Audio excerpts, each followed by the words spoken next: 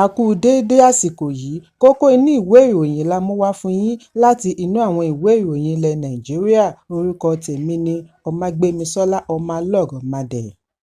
Ọjọ́ Ìṣẹ́gun ni wọ́n ṣe ìbúra fún gómìnà ìpínlẹ̀ Edo Monday Ọpẹ́bọlọ̀ àti igbákejì rẹ̀ Dennis Idahosa ní ìlú Benin lẹ́yìn àṣeyọrí rẹ̀ níbi ìdìbò du ipò gómìnà tí ó wáyé ní ọjọ́ 21 oṣù kẹsàn-án ọdún 2024 tí ó fi gba ipò lọ́wọ́ gómìnà àná Godwin Obaseki.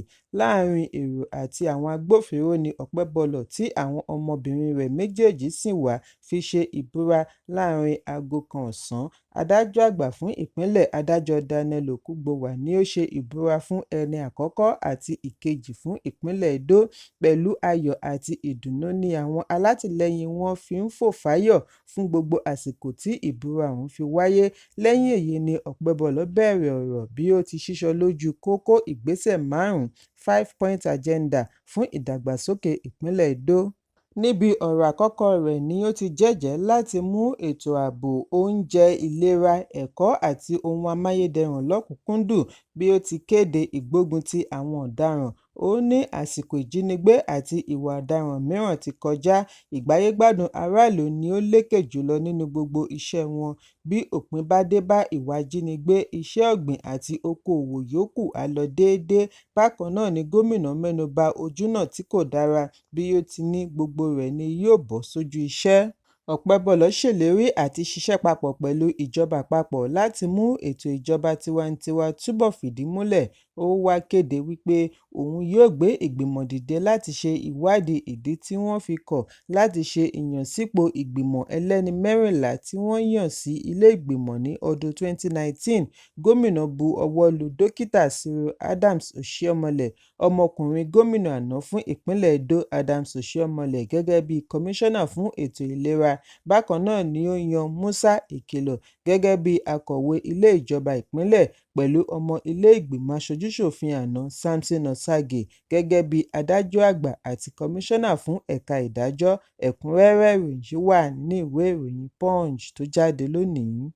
Ẹgbẹ́ alágbàtà epo IPMAN ti ní ó lé ní 30,000 ọmọ ẹgbẹ́ wọn tí ó ti gbáradì àti gbé epo láti iléeṣẹ́ ìfọpo Dangote lọ́pọ̀ yanturu.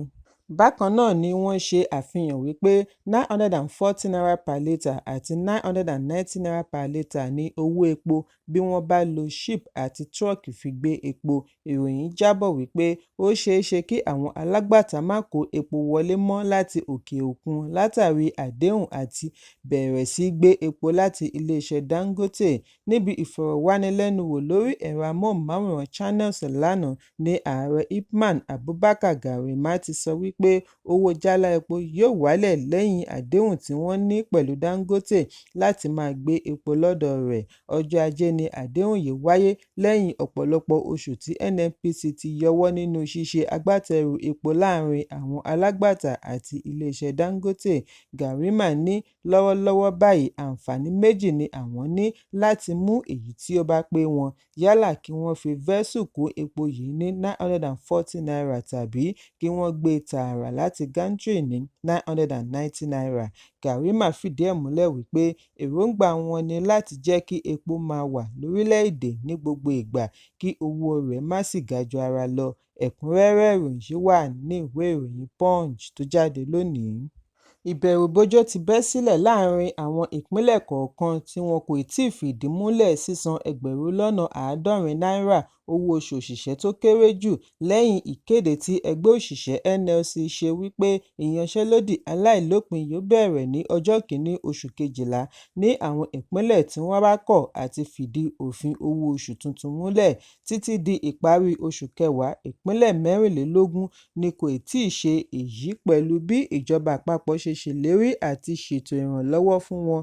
Bí a kò bá gbàgbé wípé níbi ìpàdé tí ó wáyé ní ọjọ́ 17 oṣù kẹwàá ní ọ́fíìsì akọ̀wé ìjọba àpapọ̀ SGF ni ìjọba ti ṣèlérí àti pé ìpàdé ìgbìmọ̀ ọrọ̀ ajé láti fi ṣe ìmóríyá fún àwọn gómìnà lórí ìfìdímúlẹ̀ àbádòfin owó oṣù òṣìṣẹ́ tí ààrẹ Bọ́lá Tinubu bu ọwọ́ lù nínú oṣù kẹjọ, ṣùgbọ́n títí di ìparí oṣù kẹwàá, ìpínlẹ̀ 12 péré ni àwọn gómìnà wọn ti tẹ̀lé àṣẹ yìí. Lára wọn la ti rí ìpínlẹ̀ Edo, Èkó, Anambra, Adamawa, Ògùn, Delta, Ebonyi, Abia, Kebbi, Kogi, Borno, Gombe àti Jigawa.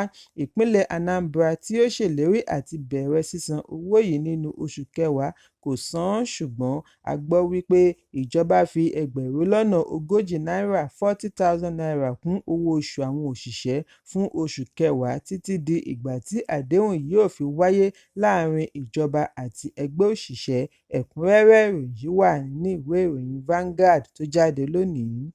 Ààrẹ aṣẹ̀ṣẹ̀yàn fún orílẹ̀-èdè United States Donald Trump ti kéde ìyànsípò ọlọ́rọ̀ jùlọ lágbàáyé Elon Musk gẹ́gẹ́ bí ẹni tí yóò darí ìjọba tuntun orílẹ̀-èdè US pẹ̀lú iṣẹ́ láti ṣe àdínkù sí ànádànù ìjọba àpapọ̀.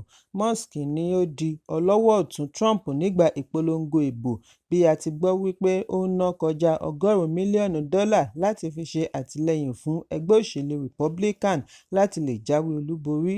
Bákan náà ni ó ń fi gbogbo ìgbà ṣe àlékún àwọn alátìlẹ́yìn Trump lórí ẹ̀rọ abánidọ́rẹ̀ẹ́ X. Trump ní Musk àti ẹlòmíràn tí wọ́n pe orúkọ rẹ̀ ní Stewart Ali, oníṣòwò Vivek Ramaswamy, ni yóò darí ẹ̀ka ìjọba Department of Government Efficiency (DOGET). Trump ní lápapọ̀ àwọn méjèèjì yìí yóò dára ní ilẹ̀ Amẹ́ríkà láti pèsè ààyè fún ìjọba rẹ̀ láti lè gbógun ti ìṣèjọba tí wọn kò yàn sípò, bureaucracy, ànádànù àti àtúpalẹ̀ àjọ ìjọba. Ẹ̀kúnrẹ́rẹ́ ìròyìn yìí wà nínú ìwé ìròyìn Vanguard tó jáde lónìí. Ilé-ìfowópamọ́ àgbà CBN ti ní kò dín ní 28 mílíọ̀nù ọmọ orílẹ̀-èdè Nàìjíríà, pàápàá jùlọ àwọn tí ó wà ní ìgbèríko, tí wọn kò ní àǹfààní sí ilé-ìfowópamọ́. Igbákejì gómìnà CBN Philip Ikpeazu ni ó sọ eléyìí lánàá, bí ó ti ní CBN àti àwọn tí ọ̀rọ̀ kàn ti ń ṣiṣẹ́ kárakára láti ṣe àdínkù ìpèníjà yìí. Àwọn tí ọ̀rọ̀ yìí kó bá jù ni àwọn obìnrin, ìlú ní ìgbèríko, okòòwò kéékèèké àti bẹ́ẹ̀ bẹ́ẹ̀ lọ, tí ó mú àdínkù rẹ̀ bọ́ sí 26% ní ọdún tí ó kọjá yàtọ̀ sí 46.3% tí ó wà ní ọdún 2010. Ikpeazu sọ èyí ní ìpínlẹ̀ Èkó níbi ìpàdé kejì International Financial Inclusion Conference 2024 tó ń lọ lọ́wọ́ pẹ̀lú àkọlé Inclusive Growth: Harnessing Financial Inclusion for Economic Development. Gómìnà CBN Ọláyẹmí Cardoso ní àtúpalẹ̀ recapitalization àwọn ilé-ìfowópamọ́ wáyé àti àǹfààní tí yóò ṣe sí ọrọ̀ ajé. Pẹ̀lú ìgbìyànjú CBN ni wọ́n fi ṣe àfihàn owó ìdókòòwò tó kéré jù New Minimum Capital Requirements fún àwọn ilé-ìfowópamọ́. Ẹ̀kúnrẹ́rẹ́ ìròyìn yìí wà ní ìwé ìròyìn The Nation tó jáde lónìí. Ìlúmọ̀ọ́ká olórin Charlie Boy ti ṣe àfihàn ìrírí rẹ̀ nígbà èwe níbi ìfọ̀rọ̀wánilẹ́nuwò pẹ̀lú Movement Studio ní olórin yìí ti ní alámòójútó ilé wọn ní ìgbà náà, Nani, bá a ní àjọṣepọ̀ tipátipá. Ó ní nítorí òun kò tíì gbọ́n ní ìgbà náà, òye rẹ̀ kò yé e, kò rí ìgbésẹ̀ yìí gẹ́gẹ́ bí ìtàbùkù, kàkà bẹ́ẹ̀ òun tún gbádùn ìbálòpọ̀ ọ̀hún.